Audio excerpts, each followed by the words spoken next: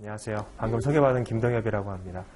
저는 무역영어 1차 담당을 하고 있고 오늘 이제 무역영어에 대해서 제가 잠깐 말씀을 좀 드릴 거예요. 근데 제가 뭐 무역영어에 등장하는 전문 용어들이라든지 이런 것들을 같이 섞어 쓰게 되면은 좀 너무 비효율적일 것 같아서 무역영어가 어떤 내용들을 위주로 물어보고 있고 내용이 어떻게 구성되어 있고 그리고 어떻게 하면은 좀 더 우리가 쉽게 공부할 수 있는지를 좀 말씀을 드리려고 합니다. 자, 무역 영어라고 하면 사실은 우리 무역에 대한 내용들이 말 그대로 영어로 출제가 되는 거예요. 그래서 이렇게 내용을 딱 들으시면은 사실 영어에 자신 있으신 분 계세요? 좀 자신 없는 경우가 좀 훨씬 더 많죠. 저 같은 경우에도 처음에 이제 공부를 시작하기 전에는 사실은 좀 자신이 없었던 편이고 그런데 실질적으로 영어 능력을 테스트한다라는 느낌보다는 이 내용을 공부를 했느냐 안 했느냐 이거를 보는 거예요. 예를 들어 한번 설명을 드리면 우리 무역 절차 말고요. 국내에서 온라인으로 물품을 구매해 보신 경험 다들 있으시죠? 그러면은 처음에 거래가 체결이 됩니다. 거래가 체결이 되고 이 물품을 구매한 구매자에게 운송이 되겠죠. 근데 이 운송 과정에서 보험이라든지 아니면 대금 결제 뭐 이러한 상황들이 중간에 발생을 하고 그 물품이 구매자에게 최종적으로 도착을 하게 될 겁니다. 도착을 해서 봤더니 물건이 내가 주문한 물건이 아니에요. 혹은 물건이 손상이 돼 있어요. 그러면 다시 이제 클레임을 제기를 하겠죠. 판매자에게. 그리고 나서 해결이 되면 최종적으로 거래가 종료가 되는 겁니다. 근데 이거를 국내가 아니고 국내하고 해외로 각각 나눠서 보게 되면은 이게 사실은 무역이거든요. 그리고 이러한 과정에서 무역 계약을 체결을 할 때 우리가 기준이 되는 점들이 있습니다. 예를 들면 국내에서 계약을 체결했다라고 한다면 한국의 상법이 적용이 되겠죠. 근데 미국에 있는 사람이랑 한국에 있는 사람이랑 계약을 체결할 때 한국 상법 가지고 계약을 체결하자라고 하면은 미국 사람이 좀 거부할 거예요. 그러다 보니까 기준이 되는 법, 그 다음에 협정, 그리고 규칙 이런 것들이 정해져 있습니다. 어느 한쪽 국가의 이론으로 쏠리지 않고 좀 객관적으로 만들어 놓은 기준이 존재한다라는 거죠. 그걸 우리가 지금 쉽게 법규라고 표현을 해볼게요. 법하고 규칙, 그 다음에 뭐 협정 같은 내용들도 있고 이런 것들이 계약 체결할 때도 적용되는 게 있고 그 다음에 운송에 대해서도 적용되는 게 있고 보험, 대금 결제, 클레임 제기 다 적용되는 법규 내용들이 있습니다. 그럼 이 내용들을 우리가 수업 시간에 공부를 하고 그 내용을 실제 시험에서 문제를 푸시는 거예요. 그러면은 그 무역 내용이 어떤 스타일로 공부가 이루어지고 어떤 스타일로 문제에 출제가 되느냐. 우리 중학교하고 고등학교 다니실 때 영어 시간, 영어 시험 시간을 보면은 각 단락별로 본문이라고 하는 게 있었어요. 기억나세요 혹시? 뭐 대화체로 된 본문도 있었고 아니면 어떤 특정한 내용들을 설명해주는 문장으로 구성되어 있는 경우도 있었고 그래서 그 교과서들을 공부를 한 다음에 실제 시험에서는 이 대화체의 내용을 빈칸으로 뚫어놓고서 여기에 들어갈 말로 적정한 것은 이라든지 아니면 그 문장을 가지고 와서 살짝 변형을 해요. 예를 들면 not이 들어가 있는데 not을 이렇게 빼놓는다라든지 그래서 옳은 거 혹은 틀린 거 고르는 문제를 풀어보신 적이 있으시죠? 이 법규에 대한 내용들을 이런 식으로 문제가 출제가 됩니다. 그러면 그 내용을 푸시면 되는 거예요. 그래서 사실은 영어 실력이 중요하다라고 말씀은 드리기가 힘든데 그래도 영어를 좀 잘 하시면 좀 더 수월하게 접근을 하실 수가 있습니다. 그리고 우리 시험은요, 우리 수업은 제가 가장 처음 무역을 접하시는 분들을 위해서 수업을 구성을 해 나갈 거예요. 그렇기 때문에 영어에 좀 자신이 없다 혹은 무역에 대해 전혀 모른다 괜찮습니다. 제가 수업 시간에 최대한 자세하고 상세하게 설명을 해드릴 거예요. 그러면 수업 시간에 그 내용을 보시고 이해를 하시는 겁니다. 수업 시간에는 이해를 하시고 중요한 부분들을 체크하신 다음에 개인 시간에 학습을 하시면 되는 거죠. 제가 이거 그래서 사실은 이렇게 설명을 드리면 난이도가 그렇게 높지 않구나라고 생각하실 수도 있기는 해요. 그런데 우리 무역영어 같은 경우에는 최근 5년 동안의 평균 과락률을 한번 살펴보면 한 33% 정도 되거든요. 그러면 조금 바꿔 얘기하면은 10명 중에 한 6명에서 7명 정도가 합격한다라고 해석할 수가 있잖아요. 그러면은 한 6등 정도는 괜찮을 것 같은데, 할 수 있을 것 같은데 라고 생각하실 수 있습니다. 근데 이게 평균 점수를 놓고 보면 또 얘기가 조금 달라져요. 우리 시험은 평균 60점 이상이고 과락이 몇 점 기준이었어요? 40점 기준이었죠. 과락 없이 평균 60점 이상 합격이잖아요. 근데 무역영어 최근 5년 동안의 평균 점수를 보면은 한 48.95점 정도가 나와요. 그럼 이게 무슨 얘기냐? 60점을 획득하기 위해서는 마이너스 되는 과목이다라는 거예요. 물론 뭐 다른 과목들도 다 마찬가지이긴 합니다. 왜냐하면 과락자들의 점수까지 다 포함해서 평균을 낸 거기 때문에.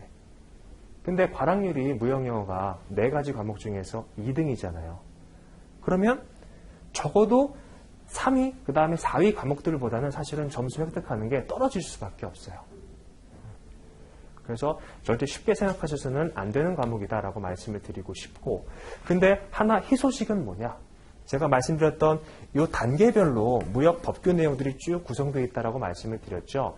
근데 나중에 책을 보시면 아시겠지만 우리 기본서하고 이 법규집만 나와 있는 법규집이 따로 있어요. 이 법규집에 해당하는 페이지가 한 700페이지 정도 되거든요. 근데 그 내용을 우리가 다 공부해야 되느냐? 제가 기본적으로는 다 공부하신다라고 생각하셔도 돼요. 근데 실제 시험에 우리가 40문제 중에서 한 반 정도, 20문제 정도가 나오는 부분들이 정해져 있다라고 한다면은 그 부분을 좀 더 포커스를 해주면 되겠죠. 그 부분이 이거는 뭐 기억하지 않으셔도 됩니다. CISG, 그 다음에 인코텀즈, 그리고 UCP. 이렇게 3개에서 보면은 평균 한 18문제에서 19문제 정도가 구성이 돼요. 거의 20문제 가까이 나오는 거고, 이렇게만 따져서 조금 과장을 더하면은 이것만 다 맞춰도 50점이라는 거예요. 그래서 이 부분들을 제가 정말 과하다 싶을 정도로 좀 상세하게 알려드릴 예정이거든요. 이해가 안 돼서 못하겠다라는 말씀 안 나올 정도로. 그래서 제가 다 이해시켜드리고 내용을 구성해드릴 거니까 너무 걱정하지 마시고, 또 나머지 법규들 같은 경우에 사실은 뭐 2문제, 3문제 이렇게 조금 산발적으로 나오는 편이에요. 그래서 그런 것들은 좀 자주 출제되는 부분에 대해서 제가 정리해서 또 같이 한번 말씀을 드릴 거고요. 그래서 우리 무역영어가 1차가 60시간으로 배정이 돼 있거든요. 이게 양이 많아요. 내용 자체가 어렵지 않거든요. 왜냐하면 아까 제가 처음 설명드렸던 이 프로세스 다들 알고 계시죠? 이게 지금 우리 머릿속에 들어있는데 어떻게 이론으로 정립되어 있는지를 확인하는 시간이거든요. 내용 자체가 어렵지는 않습니다. 대신에 분량이 많기 때문에 처음에 한번 삐끗하게 되면은 뒤에가 쭉쭉쭉 무너지는 구조가 될 수밖에 없다라는 거죠. 자, 이렇게 보시고, 그래서 이제 일반 트렌드는 이렇게 보시면 되고, 또 이제 이 운송 같은 경우에는 보통 한 90% 이상이 해상 운송으로 위주로 이루어지고 있거든요, 무역에서는. 근데 이 항공 운송 같은 경우도 최근에 이제 이런 코로나 사태나 이런 것들 때문에 많이 올라오고 있어요. 그러다 보니까 우리 시험도 해상 운송에 대한 문제들이 나오다가 이제는 항공 운송에 대한 문제도 섞여서 나오기 시작을 했어요. 최근 3년 정도 해가지고 어떤 해에는 2문제, 어떤 해에는 안 나온 경우도 있기는 한데 이제는 출제가 된다라고 보시고 학습을 하셔야 될 것 같습니다. 그래서 새롭게 등장하는 스타일의 문제는 항공 운송 파트다라고 보시면 될 것 같고, 대신에 우리 시험 같은 경우에는 개정사항들이 거의 없어요. 이 인코텀즈 같은 경우에는 10년에 한 번씩 개정이 되거든요. 근데 한 2년 전에 개정이 됐어요. 그렇기 때문에 적어도 내년까지는 개정되는 내용이 없다라고 보시면 됩니다. 그런 건 좀 다행이죠. 자, 그렇게 보시면 될 것 같고, 제가 좀 말씀드리고 싶은 것들은 다 말씀드린 것 같아요. 혹시 이제 궁금하신 점이라든지 이런 게 있으시면은 말씀해 주셔도 될 것 같아요. 혹시 한번 공부해 보셨던 분 계세요?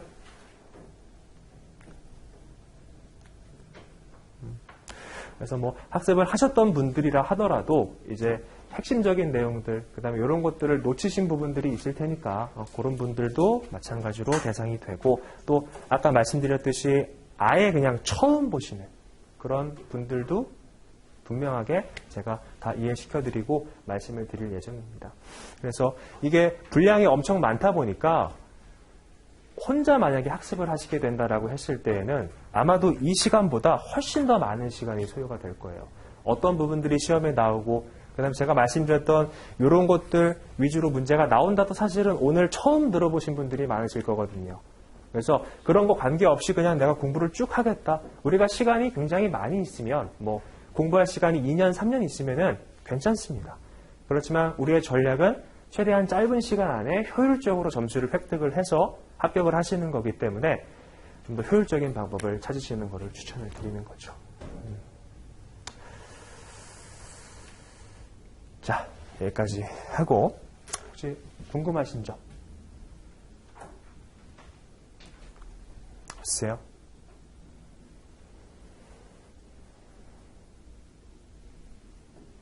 보통 이제 그 인터넷 사이트나 이런 데 보면 관세사 1차 시험을 내가 뭐 2달 컷을 했다, 3달 컷을 했다 이런 거 혹시 글 보신 적 있으시죠?